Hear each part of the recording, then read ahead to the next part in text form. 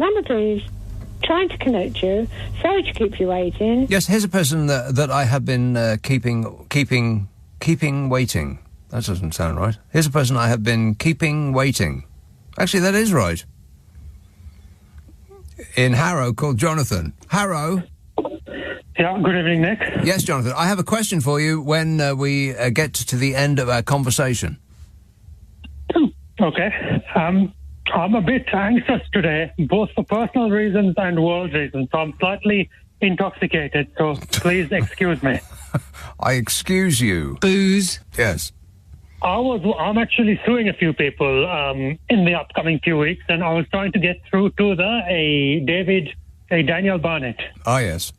But the line was completely busy, and I will say I think he is indefatigable in his spirit, and I love how rude he is to people. That's my favourite part too. No, I think it's quite good. But, that brings the mood down. I was actually quite ingloriously escorted out of a Mercedes-Benz showroom this week. I am sorry to hear that. What happened? Because I have been having a stressful time and I'm struggling financially. Mm-hmm. So I deserve a new car to sell the BMW, I told you. And my credit rating, I sat down with some chaps, and the credit rating was just so low, they almost sort of fell out of their seats, because... No, yes, it's true. And they said, "Are you trying to pull the wool over our eyes?" And then they gave me coffee and water and everything, because I present, even though I'm balding and obese, I present as looking like I'm doing quite well, but I'm drowning in the debt. Mm-hmm.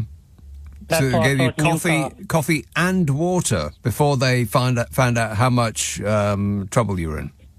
No, they offered me both, because when I was going to Philadelphia, the gays. Can I say that the guys who were serving on the aeroplane, they looked at me funny when I asked for coffee and the water. Yeah, but which did they give you? They gave me both, but they sort of looked at me like, like this. Because economy class.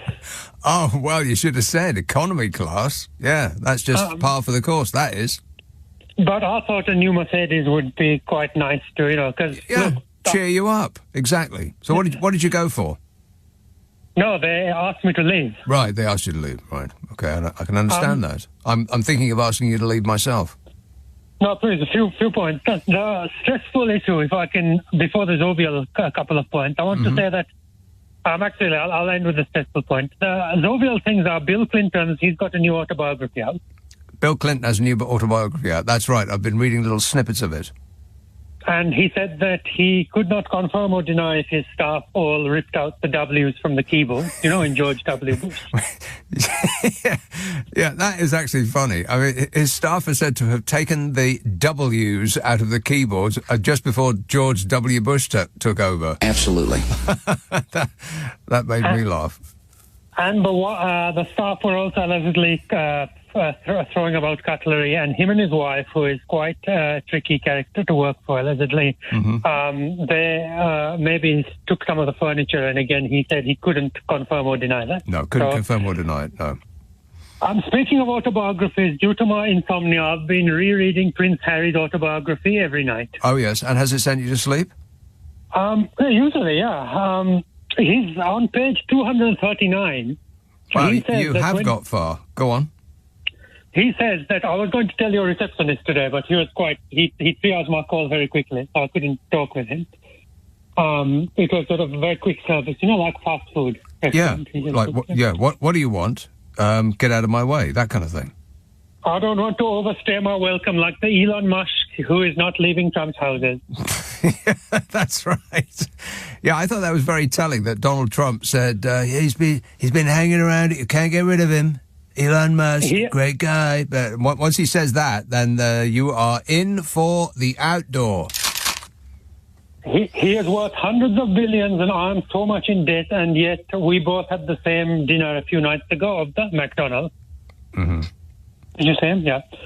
No, but the point is that with Bill Clinton and all of this political stuff, or Prince Harry, the point I was going to say, listen, I don't want to get angry with.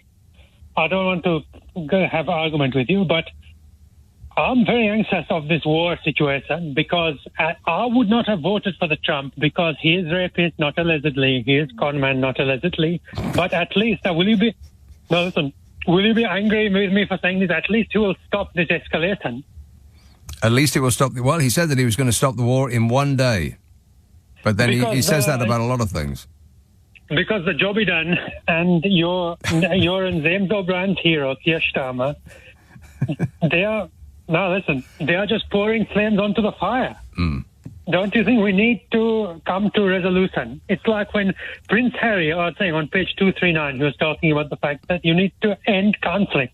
Yes. Do you not think that at least Trump, breathe a sigh of relief at the Mercedes dealership, because at least Trump will come in and it will, I know they say Putin has got compromise on him, allegedly, but at least he will calm it down, because the whole world, they just need to cool down the temperature a little bit, you know? What the world needs now, Jonathan, is love, sweet love. It's the only thing that there's just too little of. I think you'll find that that's right. I'll bring us into war. Yeah, I expect that he will. We need a bit of good leadership, because the Starmer, the problem is, I know a lot of your lefty callers, like your big fan, the giggling school teacher who was talking about the mouse yesterday. You know? No, I don't listen to this show. Go on. No, I know you all love Keir, and I voted for him, and I can't criticize this country too much, because even after Brexit, when I accidentally went to Gay Pride in Brighton. Yeah, you just fell into it, right? And out of the top, and the chap said, the weather's not good for summer, and I said, it's raining. Then he just looked at me and he said, if you don't like this country, then leave, because you're the racist. True. Wow, that blew up out of nowhere. You said it's raining, and he told you to get out of our country?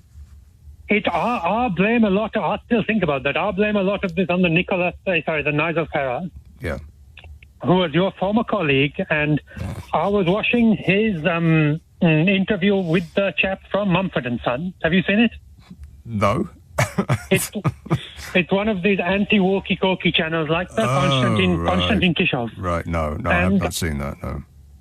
I really don't want to say this to be offensive, but Nigel Farage, I know he wears lovely suits and he's doing very well, whereas this country has fallen apart. But during that interview, he inadvertently, his hands were moving in a very similar way to a lot of the German hand movements of the 30s. Can I say it in that indirect way? Right. What, while he was actually having a conversation with somebody from Mumford & Sons, which sounds like the worst name for a band I've ever heard.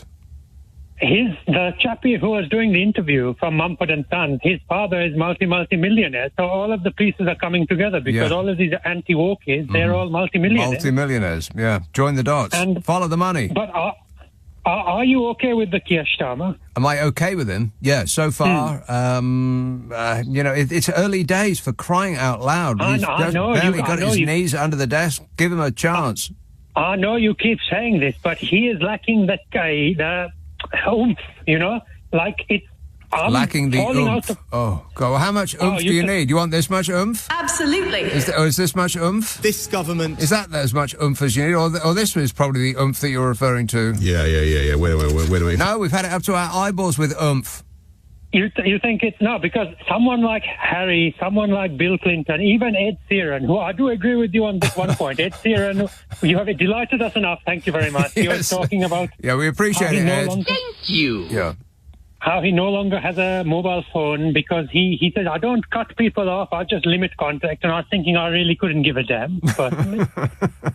And, but him, Robbie Williams, who ends his post with the namaste, but you don't like that either. Okay, no. Can I quickly end on one point? You can quickly end, yes. Yeah, I'll end on this point. I know you love Keir, and if I could get through to James O'Brien, because he put me in idiot corner, I would say to you and him, we need, number one, two things to it. Number one, we need de-escalation of the conflict. Mm-hmm. And number two, we need somebody like, I would like to end the call, even though I'm in debt, by paying tribute to the John Prescott. He believed in something, and unlike the militant feminists who populate the Labour front bench and the Keir Starmer, with his eyes devoid of empathy. People like John Prescott and also Trotsky Gandalf, they at least believe in something. So, have a bit of belief. He's not persuading me. Trotsky Gandalf. He's not persuading me. I regret it, but yeah, and we're so close to Christmas. We're a few weeks off. So aren't we just? Yeah, down. it's practically Jesus' birthday already. Yeah. But he needs to get on with it. Him and that common woman, ginger hair. No, just one question before you go. Oh, yes, you say. Have you ever met John from Streatham? Yes. No, who's that? Yes. That's an echoing silence that says yes to me. Yes. Thanks a lot, Jonathan. 0345 6060 973.